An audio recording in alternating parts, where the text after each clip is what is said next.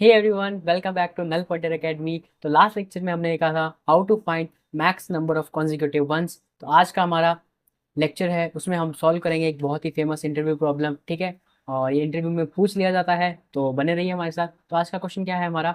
हमारा क्वेश्चन है single number. जैसे हम सिंगल, वैसे नंबर भी सिंगल, है ना। Anyways, let's get to our screen and understand the example. इसको दे देता हूँ मैं 12, और इसका नाम है single number. Single number leet code पे आपको ये 136 मिल जाएगा। Leet code 136। ठीक है, तो अब ये प्रॉब्लम स्टेटमेंट क्या कहता है? Given and non empty array of integers, यानी कि एक एरे दे रखा होगा जो खाली नहीं होगा, उसमें इंटीजर्स भरे हुए हैं। और शर्त ये है कि उसमें जितने भी इंटीजर्स हैं वो सारे दो दो बार आएंगे एरे में, बट एक इंटीजर ऐसा होगा जो सिर्फ एक बार आएगा। और हमें वही बताना है कि ये जो एक बार आ रहा है वो कौन है। वो कौन है? वो ट्रेटर है ना, वो एक अलग आदमी कौन है ना। चलिए, तो हम एग्जाम्पल देख लेते हैं। नम्स हमें गिवन है। ठीक है, मैं यहाँ से देख लेता हूँ। 4 1 2 1 2। ठीक है, हम देखें। 4 एक बार आ रहा है, 1 एक बार आ रहा है, 2 बार आ रहा है, 2 एक बार आ रहा है, 2 बार आ रहा है। फिर जो 4 है यही हमारा आंसर होगा। आंसर में हम क्या रिटर्न करेंगे? 4। वो एलिमेंट रिटर्न करना है, ठीक है, उसका इंडेक्स नहीं रिटर्न करना है। क्लियर है इतनी बात? ठीक है, चलिए, तो अप्रोच 1 देख लेते हैं, जो कि होगी ब्रूट फोर्स। ठीक है, ब्रूट फोर्स हम क्या करेंगे? हर एक एलिमेंट पे जाके चेक करेंगे कि भैया आप कितनी बार आ रहे हो। 2 बार आ रहे हो, गुड। 1 बार आ रहे हो, चलो रिटर्न हो जाओ। मतलब कि हम हर एक एलिमेंट पे जाएंगे, देखेंगे उसका काउंट कितना है ना, एरे में उसका काउंट कितना है। और अगर उसका काउंट 1 है तो हम उस एलिमेंट को रिटर्न कर देंगे। ठीक है, इसका कोड देख लेते हैं, फिर इस पर ड्राई रन भी कर लेंगे, है ना। कोड देख लेते हैं। हमारे पास एक फंक्शन होगा जिसमें कि एक एरे आएगा, वेक्टर इंट एंड नम्स। ठीक है, देखो एरे का नाम कुछ भी हो सकता है।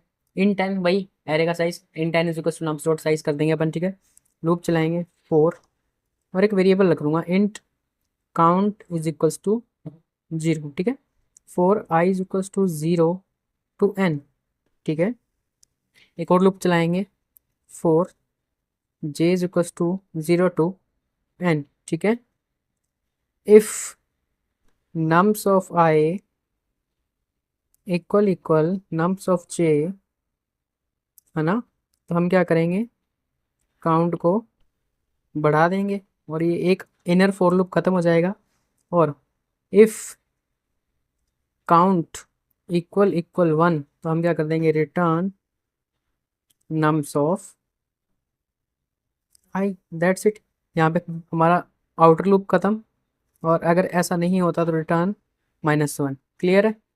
अगर हम इसका ड्राई रन देखने जाएं, अगर हम इसका ड्राई रन देखने जाएं, क्या मैं इस कोड को थोड़ा छोटा कर दूं? बोलो छोटा कर दो, तो छोटा कर देंगे, हम जादूगर बन जाएंगे, है ना। लो भाई, इसको थोड़ा फ़ॉन्ट साइज छोटा कर दिया। ठीक है, ड्राई रन की बात करें तो हमारे पास नम्स क्या गिवन है? नम्स गिवन है 4 1 2 1 2। ठीक है, काउंट। ठीक है, काउंट।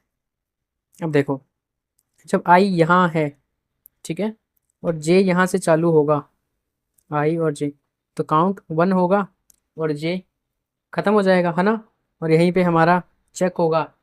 जब भी इनर लूप एक बार खत्म होगा कंप्लीट चल के, उसके बाद एक चेक लगेगा ये वाला, क्या काउंट 1 है? अगर हाँ तो उस नाम सफाई को रिटर्न कर दो। अब तो यहाँ पे तो हमारा पहला ही एलिमेंट है, तो ये रिटर्न हो जाएगा। ठीक है, टाइम कॉम्प्लेक्सिटी की अगर बात कर लें, टाइम कॉम्प्लेक्सिटी क्या हो जाएगी बच्चों, मेरे भाइयों और बहनों? क्या आप बता सकते हैं? एक लूप ये रहा, एक लूप ये रहा, दोनों जा रहे एन तक। टाइम कॉम्प्लेक्सिटी क्या हो जाएगी? Big of N square. Space complexity की बात कर लें, space complexity is going to be big of 1। क्यों? क्योंकि हमने कोई भी डेटा स्ट्रक्चर एक्स्ट्रा यूज नहीं किया है। क्लियर है? चलो, अब इसकी बेटर अप्रोच देख लेते हैं। ऑप्टिमल बाकी है मेरे दोस्त। ठीक है, approach two, approach two which is better.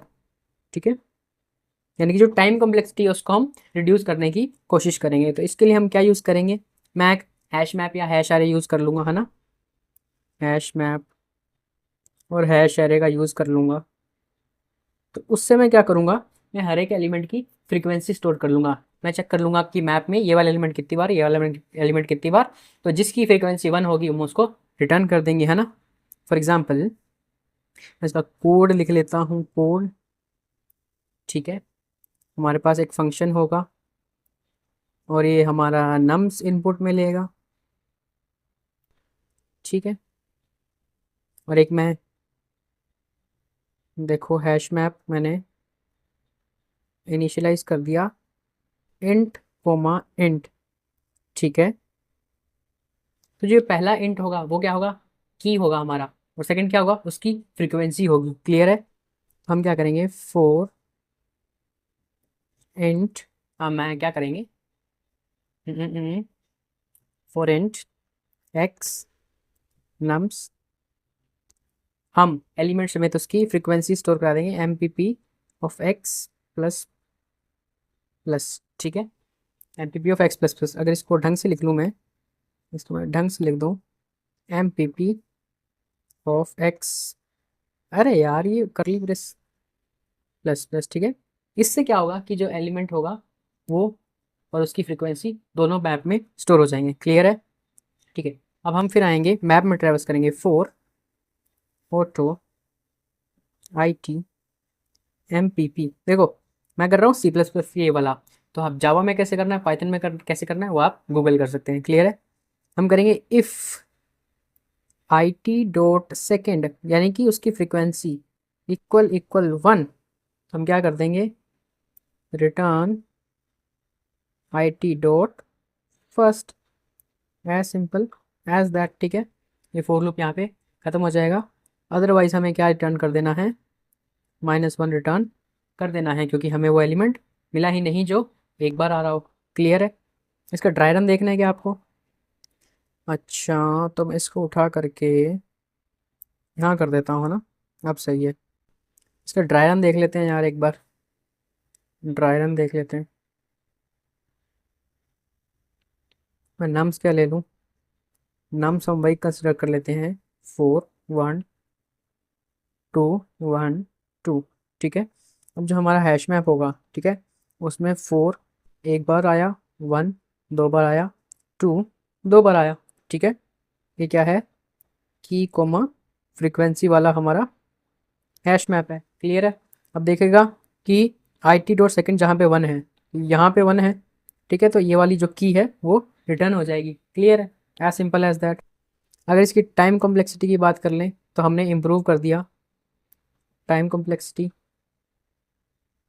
क्या होगी हमारी, टाइम कॉम्प्लेक्सिटी क्या होगी, नम्स में यहाँ तक भी ट्रैवर्स हो रहा है, यहाँ भी ट्रैवर्स हो रहा है, ठीक है। तो big O of N, almost big of N, है ना, क्योंकि ये वाला तो पूरा नम्स को ट्रैवर्स करेगा, बट ये वाला नम्स को पूरा ट्रैवर्स नहीं करेगा, है ना, उसके हाफ तक जाएगा। तो big of N plus big of N by 2+1, हम क्या कह सकते हैं, इसकी टाइम कॉम्प्लेक्सिटी मैं यहाँ लिख दे रहा हूँ, टाइम कॉम्प्लेक्सिटी, ठीक है। नीचे देखते हैं आराम से, है ना, इस वाले को इरेज कर देता हूँ मैं, इस वाले को इरेज कर देता हूँ, ठीक है। बिग ऑफ एन तो हमारी नम्स में ट्रैवर्स करने के लिए, प्लस बिग ऑफ n/2+1 हमारी हैश मैप में ट्रैवर्स करने के लिए। ये +1 क्यों, क्योंकि वो एक अकेला एलिमेंट आ रहा है ना एक बार, इसलिए। तो it would be nearly big of N. Clear है। और स्पेस कॉम्प्लेक्सिटी की अगर बात कर लें, स्पेस कॉम्प्लेक्सिटी की अगर बात कर लें तो that would be nearly big of N, ठीक है। क्यों, क्योंकि हो सकता है हम सारे एलिमेंट स्टोर कर लें, है ना। तो दैट वुड बी ऑल्सो, मतलब ये big of N plus big of N two by +1 ही आएगी, तो वो नियरली बिग ऑफ एन हो जाएगी। क्लियर है। तो इसको आई डोंट थिंक सो कि कोड करने की ज़रूरत है। अब चलते हैं हम हमारे ऑप्टिमल सोल्यूशन की तरफ, या इसको कोड करके दिखाएं, डायरेक्ट ऑप्टिमल वाला कोड कर लेंगे, है ना। ठीक है, चलिए अब चलते हैं अप्रोच 3 पर। अप्रोच 3 पर विच इज़ ऑप्टिमल, ठीक है। इसमें हम क्या यूज़ करेंगे, कॉन्सेप्ट ऑफ एक्सोर, ठीक है। अब आपको एक्सोर की एक प्रॉपर्टी देखनी है, मैं कुछ बढ़िया सा नया कलर लेता हूँ, ये बढ़िया लग रहा है ना, हम देखें कि अगर ए एक्सोर ए करते हैं तो 0 आता है ना, लेकिन अगर हम ए एक्सोर 0 करते हैं तो ए आता है। हम यही प्रॉपर्टी यूज़ करने वाले हैं, ठीक है। फॉर एग्जांपल देखो, हमें नम्स दे रखा है 4 1 2 1 2। अगर मैं सारे एलिमेंट्स का एक्सोर कर दूं तो मतलब कि 4 एक्सोर 1 एक्सोर 2 एक्सोर 1 एक्सोर 2, तो क्या होगा, अब देखना, जो ये सिमिलर है जैसे 1 और 1 ये 0 हो जाएगा, 2 और 2 0 हो जाएगा।